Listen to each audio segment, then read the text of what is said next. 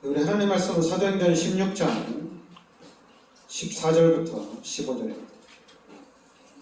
사도행전 16장 우리 14절부터 15절입니다.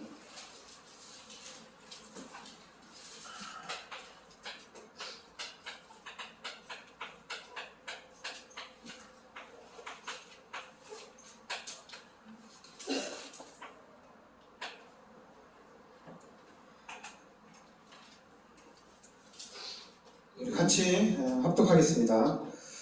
두아디라시의 자색업감 장사로서 하나님을 섬기는 루디아라는 한 여자가 말을 듣고 있을 때 주께서 그 마음을 열어 바울의 말을 따르게 하시니라. 그와 그 집이 다 세례를 받고 우리에게 청하여 이르되 만일 나를 주 믿는 자로 알거든 내 집에 들어와 유하라 하고 강권하여 머물게 하니라. 아멘. 14절 말씀에 보면 그러니까 두아디라시에 있는 자색업감 장사로서 하나님을 섬기는 루디아라 하는 여자가 말을 듣고 있을 때 주께서 그 마음을 열어 이렇게 나옵니다. 그러니까 주께서 그 마음을 열어 바울의 말을 따르게 하신지라.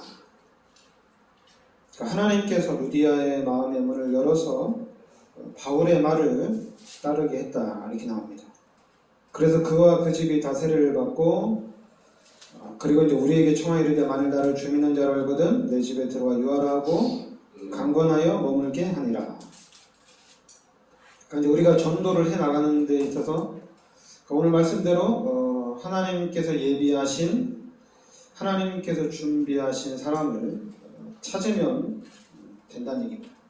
시간표가 된 사람들, 시간표가 된 사람들은 하나님께서 그 마음의 문을 다 열어놓으셨기 때문에 말씀을 정확하게 듣고 또 그 말씀을 따라서 인도를 받게 된다는 얘기입니다. 그래서 이제 우리가 전도하는데 사도행전 13장 48절에는 믿기로 작정된 자는 다 믿더라 이렇게 나옵니다. 그러니까 믿기로 작정된 자. 그리고 지난주에는 사도행전 16장 6절부터 10절에는 그러니까 성령께서 말씀을 전하는데 성령께서 예수의 영이 바울을 마게도냐로 이렇게 인도해 가신다는 얘기입니다. 성령께서 인도해 나가십니다. 그리고 오늘은 사도행전 16장 14절에 하나님께서 루디아의 마음의 문을 열으셨다는 얘기입니다. 하나님께서 그 마음을 열어서 오늘 그 사도행전 16장 15절에 루디아에 있는 모든 그 가정에 있는 모든 사람들이 바로 세례를 받고 하나님 말씀을 따라가는 이런 과정이 일어납니다. 그러니까 여러분들이 일단은 여러분들이 예수 믿는 사람이다. 여러분들이 교회를 다니는 사람이다. 이렇게는 이제 우리가 인정을 해야 되겠죠. 그렇게는 모든 사람들이 알고 있어야 되겠죠. 그런데 이제 지금까지는 우리가 이제 믿기로 작정된 자, 이렇게 하나님께서 마음의 문을 열어놓은 자를 만나면은 아무래도 전도는 너무 쉽겠죠. 왜냐하면 작정된 자고 하나님이 그 마음의 문을 열어놨기 때문에 전도는 너무 쉬울 거예요.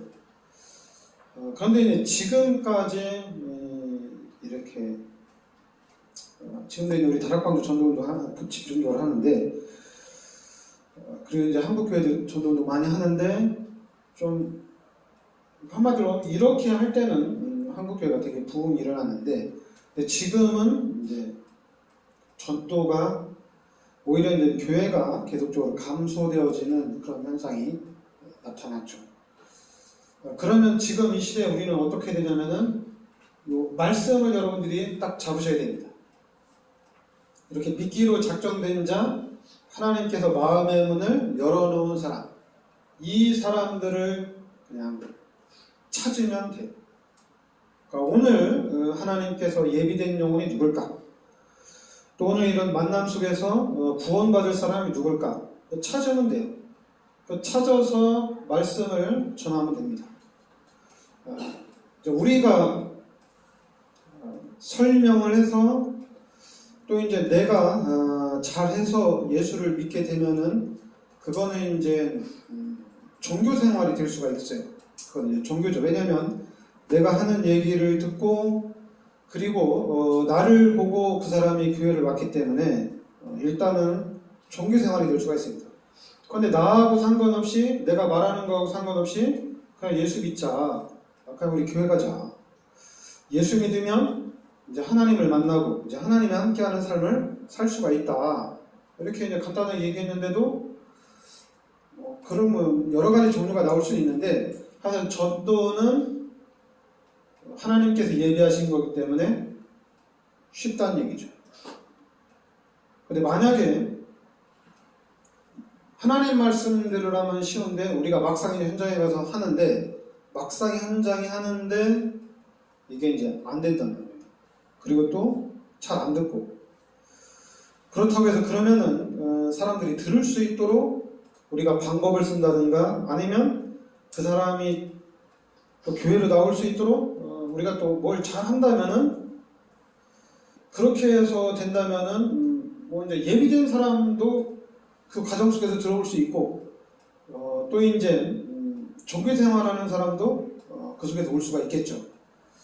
그래서 이제 우리 전도자들이 좀 알아야 될 게 뭐냐면은 하나님의 자녀로서 이 예비된 사람을 찾기 위한 좀 자신감이 좀 있어야 되지 않을까. 왜냐하면 하나님께서 마음의 문을 열어놓으셨고 믿기로 작정된 자니까 우리가 당연히 그냥 예수 믿으라 이러면 되는 거잖아요, 그죠? 예수 믿으라. 나하고 상관없이 그냥 만나는 사람에게 교회 갑시다. 그리고 교회를 가자. 그냥 한마디만 했는데도 이 사람들은 그냥 구원의 축복 속으로 들어간다는 얘기입니다. 그러니까 우리가 하는 것이 요 전도 운동을 하면 된다는 얘기예요. 우린 전도 운동을 하면 돼요. 그럼 전도 운동을 하는 가운데 그 만남 속에서 하나님의 시간표가 되면은 문들은 계속적으로 열려져 나간다는 얘기입니다. 그래서 전도는 어려운 게 아니고 쉬운 거예요. 그럼 이제 시간표가 있는데 당연히 처음에 예수 믿으면 당연히 구원받습니다. 이제 구원받았으면 당연히 이제 말씀에 당연히 집중하게 되죠. 그래서 말씀에 집중하는 가운데 바로 어디로 가야 되냐면은 이 복음 속으로 딱 들어가야 됩니다. 그러니까 말씀에 집중하는 가운데 그 말씀이 복음을 정확하게 이해하는 쪽으로 딱 가야 돼요. 그러니까 복음이 이해가 되어져야 돼요. 예수가 그리스도라고 이렇게 답이 나고 결론이 나야 된다는 얘기입니다.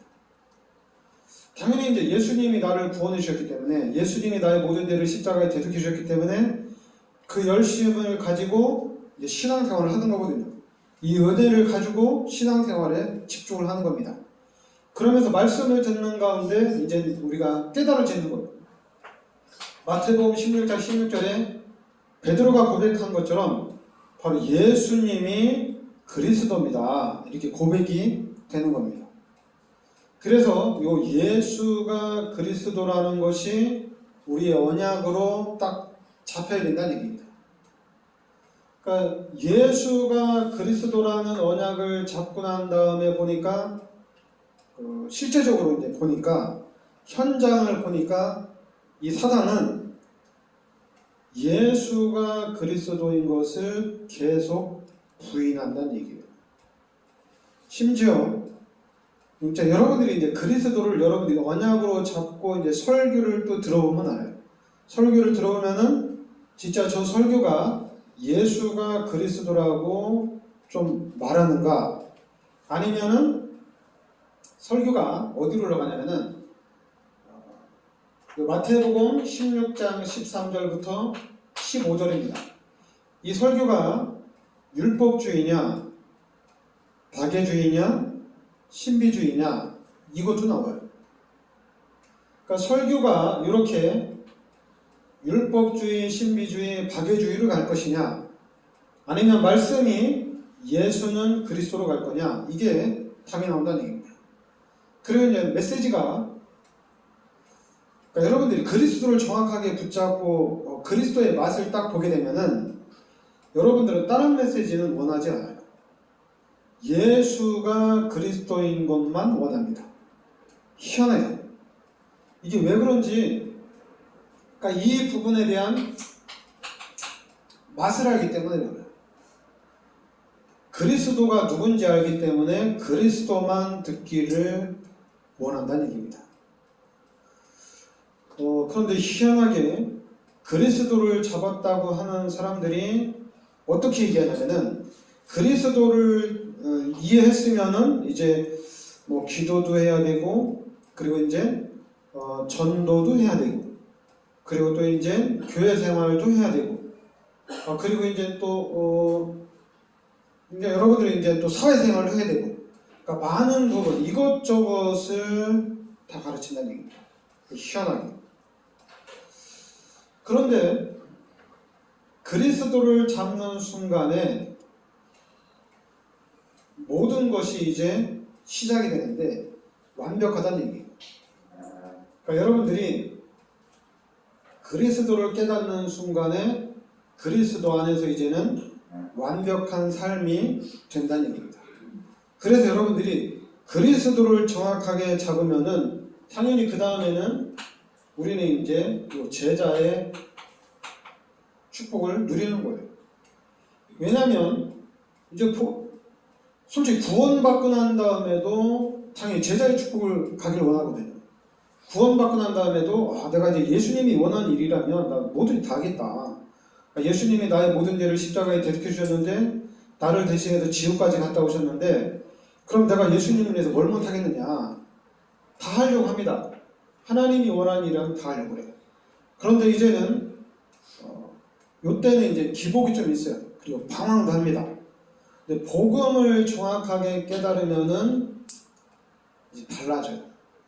그냥 복음을 정확하게 붙잡는 순간에는 다르지 않습니다.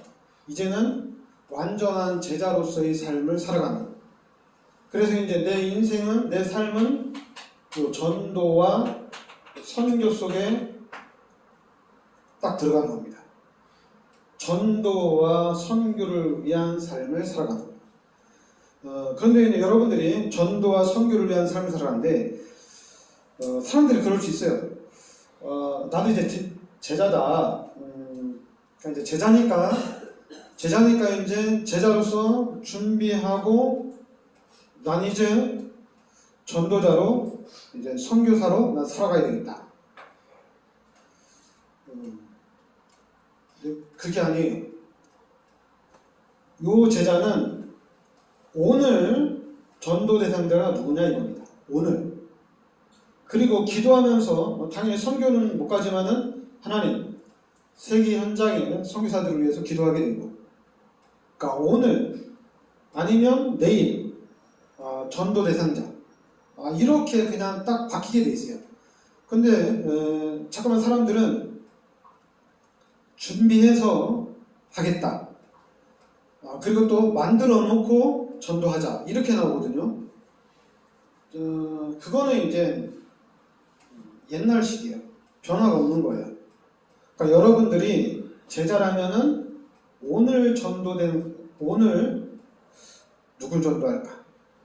그리고 아니면 뭐 좀 느슨하게 이번 주에는 누구에게 전도할까? 이렇게 되는 거예요. 그러니까 만약 오늘 누구를 전도하겠다고 하고 살면은 이거는 대단한 거죠. 그러니까 여러분들은 항상 오늘 내가 누구에게 좀 복음을 전해야 되겠다. 그래서 기도하면서 나아간다면은 달라지겠죠. 그러니까 이 삶을 살아가기 위해서는 이 복음이 가장 중요합니다. 그러니까 복음이 어떻게 중요하냐? 예수가 그리스도로 잡혀져야 돼요. 예수가 그리스도로 여러분들에게 고백이 돼야 돼요. 진짜로 예수가 그리스도구나. 예수가 그리스도인 거 알면은 이제 다 끝난 거구나 이제. 그냥 나는 그리스도만 붙잡고 이제 그리스도로 각인되어지는 그래서 이제 그리스도 안에서의 삶을 살아가면 됩니다. 그러면서 이제 그리스도가 어느 정도 각인되면은, 그럼 이제 왜냐면 그리스도가 각인되면은 이제 이게 나오는 거예요. 이제 제자로서의 삶을 살아가는 겁니다.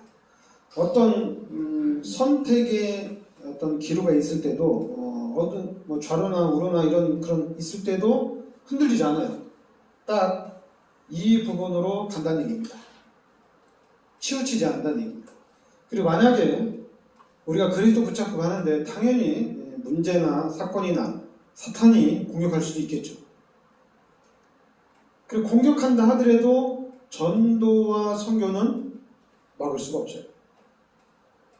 여러분이 뭔 일이 있어서 당연히 주일 성수도 못할 수 있고, 그것도 여러분이 경제적인 어려움이 와서 헌금을 못할 수도 있어요. 그러나 전도하고 선교는 여러분이 듣고 말할 수 있으면, 여러분이 살아있으면은 이거는 아무도 못 막아요. 이거 막을 수가 없죠. 이거 누가 막아요? 절대 못 막습니다. 그러니까 저 부분까지 간다면은 우리 기독교인에게는 전부 다가 되는 거죠. 그래서 여러분들이 이 부분이 되어지고, 그리고 이제 가장 중요한 거는 여러분들이 말씀을 확실하게 잡아야 됩니다. 분명히 하나님께서 우리 인간을 창조하신 겁니다. 창세기 1장 27절에 하나님의 형상대로 창조하시고 하나님이 우리 인간에게 모든 축복을 다 주셨어요. 이게 원래 인간이에요. 이게 원래 인간입니다. 그러니까 원래 인간은 창세기 1장 27절 28절이 원래 인간이에요. 그럼 지금 우리의 모습은 이 죄로 인해서 하나님 떠난 후에 이 삶입니다. 지금 우리의 모습은 이 모습이 아니라 이 죄로 인해서 창세기 3장의 문제로 인해서 하나님 떠나고, 로마서 3장 23절에 모든 사람들이 죄인이고, 요한복음 8장 44절에 신분이 마귀의 자녀로 바뀐 하나님 떠난 이 삶이란 얘기입니다. 이 죄인된 삶, 마귀의 자녀의 삶, 그리고 하나님이 떠난 자의 삶을 우리가 살고 있다는 얘기예요. 그러니까 이 삶이, 이 상태가, 이거 이제 마귀의 작품이라고 보면 되죠. 마귀의 작품. 귀신이 우리를 이렇게 만들어간다는 얘기입니다. 어쩔 수 없어요. 왜냐하면 하나님 떠나서 생긴 문제이기 때문에 나름대로 잘 살아보려고 하고 나름대로 좀 열심히 산다고는 하지만은, 물고기가 물속에 있을 때 열심히 살면 효과가 나타나지만은 물고기가 물 떠나서 열심히 살면 살수록 그 고통은 더 커지는 거하고 똑같아요. 우리 인간도 마찬가지. 우리 인간도 하나님과 함께 살 때 아무 문제가 없습니다. 근데 하나님 떠난, 하나님 없는 삶을 열심히 살려고 하면 할수록 그냥 고통은 더 가중된다는 얘기입니다. 오히려 그냥 어떻게 보면은 게으르게 사는 게 더 행복할 수도 있어요. 게으르게 살고 그냥 거지로 사는 게 더 행복할 수도 있어요. 아무것도 안 하는 게 더 행복할 수가 있다는 얘기입니다. 왜냐하면 이 상태에서 노력하면 노력할수록 물고기가 땅에서 노력하는 거랑 똑같거든요. 그러니까 상처는 더 많아진다는 얘기입니다. 더 어려워진다는 얘기죠. 그러니까 이 상태로 살다 보니, 하나님 없이 살다 보니까 뭐 여러 종류의 삶이 나오겠죠, 그렇죠? 그런데 하나님이 우리를, 그리스도를 이 땅에 보내주셔서 우리가 그리스도 예수의 은혜로 구원을 받은 겁니다. 그러니까 그리스도를 통해서 이제 하나님의 자녀가 된 거예요. 그리고 하나님의 자녀가 되고, 이제 고린도전서 3장 16절에 하나님이 이제 내 안에 성령으로 함께 하시는 축복이 된 거죠. 하나님이 함께하는 하나님의 자녀가 된 겁니다. 그러니까 여러분들은 하나님의 자녀고, 여러분들은 이제 하나님이 함께하는 삶입니다. 그리고 하나님이 한번 내 속에 들어오면은 그 누구도 하나님을 쫓아낼 수가 없어요. 아무도 못 쫓아내요. 한 번 영접하면은 솔직히 영원한 하나님의 자녀입니다. 그런데 이 사탄이 종교를 만들어가지고 그렇게 얘기하는 거예요. 네가 구원받았냐? 네가 하나님의 자녀냐?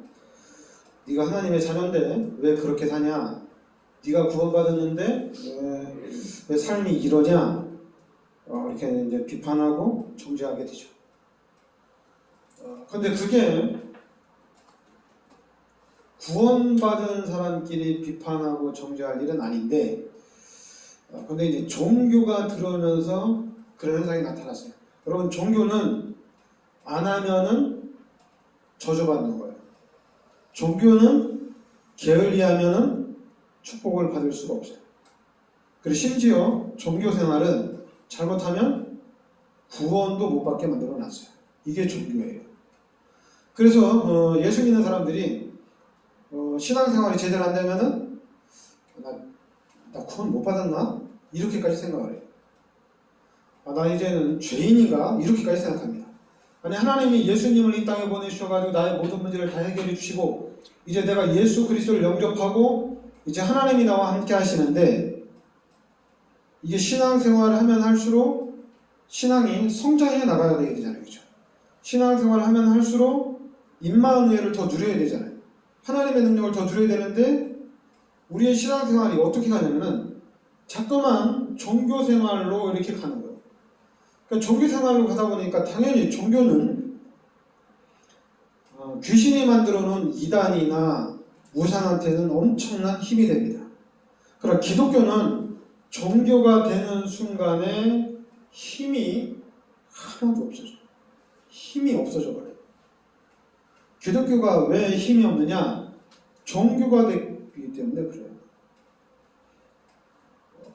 제가 아는 목사님은 원래 이제 목사님들이 그런 건 알긴 알았는데 가까이서 뵈니까 목사님들이 좀 무섭구나. 왜 무섭냐면은 종교를 강조하니까 무섭더라고요. 종교를 강조하면은 분명히 그 요한복음 8장 32절에 진리 안에서 왜냐면 우리가 하나님을 만나는 순간에 자유잖아요. 얘기죠. 하나님을 만나는 순간 자유입니다. 물고기가 물속에 들어가는 순간 이제 자유예요. 그리고 우리도 예수 믿고 구원받는 순간에 이제 자유거든요. 그런데 종교는 요 마태복음 16장 13절부터 16절은 우리 인간을 딱 올가맵니다. 그러니까 교회가 사람들을 딱 올가매는 거예요. 그러니까 교회 가면은 행복해야 되는데, 교회 가면은 이게 기뻐야 되는데 자꾸만 올가맨다는 얘기죠. 근데 만약에 예수님이 나의 죄를 십자가에 대속해 주셨구나. 예수님이 나의 모든 죄 문제를, 나의 과거, 현재, 미래의 죄까지도 십자가에서 다 끝냈구나. 이 감격이 있으면은 좀 힘들어도 예수님이 나를 구원해 주셨는데 내가 이러면 안 되지. 그러면서 이 종교적인 부분을 뚫고 나갈 수가 있는데, 그런데 이 십자가의 은혜, 이 구원의 감격이 없이 종교생활을 하게 되면은 이게 힘들어요. 그러다 보니까 우리끼리 서로 그래요. 너는 왜 이렇게 목사도 아니고 네가 교육자도 아닌데 평신도는 좀 합리적으로 해야지. 바쁠 때는 새벽 예배 드리고 일 볼 수도 있고, 그래도 바쁠 때는 저녁 예배 드릴 수도 있고 그런 거지. 그리고 또 수요 예배도 있고 금요 예배도 있으니까 좀 이렇게 융통성을 가지면 되지 않겠냐. 이제 이렇게 얘기하는 거예요. 저는 그렇지 않아요. 왜냐하면 저는 이것만 확실해요. 예수님이 나의 죄를 십자가에서 대속해 주셨다는 얘기입니다. 교회를 이렇게도 다니고 저렇게도 다닐 수 있고 그런 게 아니에요. 예수님이 나의 죄를 십자가에 대속해 주셨다면은 저는 교회 생활은 그냥 올인이에요. 그래서 여러분들이 알아야 될 거는 이 부분을 회복해야 돼요. 예수님이 나의 모든 죄를 십자가에서 대속해 주셨다는 얘기입니다. 그러니까 우리의 신앙은 이 구원부터 가야 돼요. 구원을 확실하게 하셔야 됩니다. 그러니까 구원을 확실하게 해서 이 구원의 힘을 가지고 이겨나가는 거예요. 당연히 이제 갈등이 옵니다. 갈등이 오는데도 다른 것 가지고 이기는 게 아니에요. 구원의 감격 가지고 이겨나가야 돼요. 근데 자꾸만 이 사단이 율법적인 말씀, 어떤 성구를 가지고 이겨나가려고 하는데, 그 율법적인 말씀 가지고 이겨나가려고 하니까 자꾸만 율법적인 말씀 가지고 정죄를 하거든요. 근데 그거는 힘들어요. 구원의 감격으로만 이겨나갈 수가 있습니다. 만약 여러분들이 이겨나간다면은 이 말씀을 합니다. 영접하는 자, 곧 그 이름을 믿는 자들에게는 하나님의 자녀가 되는 권세를 주셨으니, 그냥 하나만 잡아도 괜찮아요. 이 말씀을 가지고 가야 돼요. 그리고 너희가 하나님의 성전인 것과 하나님의 성령이 너희 안에 거하는 것을 알지 못하느냐. 이 한 말씀 가지고 가야 돼요. 아니, 만물의 주인 되시고 창조주 하나님께서 내 안에 성령을 함께 계시는데 내가 무슨 고민을 하느냐. 당연히 나는 하나님이 원하시는 일에 최선을 다하는 거지. 하나님이 기뻐하시는 일에 내 인생을 드리는 겁니다. 거꾸로만 생각 안 하면 돼요. 거꾸로 생각한다는 얘기는 뭐냐면은 내가 성공을 해서 하나님 앞에 영광을 돌리겠다. 내가 축복을 받아서 하나님 앞에 영광을 돌리겠다. 이게 이제는 사탄이 만들어 놓은 시스템입니다. 이게 사단의 전략이에요. 네가 잘 돼야지 하나님의 영광이 나타나는 거 아니냐. 그거 맞는 말 같죠? 불신자가 만들어 놓은 거예요. 네가 응답받아야지 하나님의 영광이 나타나는 게 아니냐. 사탄이 만들어 놓은 겁니다. 하나님은 그냥 여러분 자체로 기뻐하셔요. 여러분이 헌금을 많이 가지고 와서 헌금하면은 하나님이 기뻐하는 게 아니라 목사가 기뻐해요. 목사가 즐거워요. 하나님은 여러분의 돈에 관심 없어요. 하나님은 관심 없어요. 하나님은 그냥 여러분을 기뻐하셔요. 네, 여러분이 하나님의 자녀니까. 아니, 여러분들이 자녀들이 오는데 당연히 이제 우리가 이제 육신적인 사람이라면은 돈을 많이 주는 아들이 오면 기쁘죠. 안 그래요? 그죠? 그냥 육신적으로 생각하면 돈을 많이 주는 아들이 기뻐요. 근데 돈 앞에는 기쁘다고 하지만은 그 마음에서는 다 똑같은 거예요. 그죠?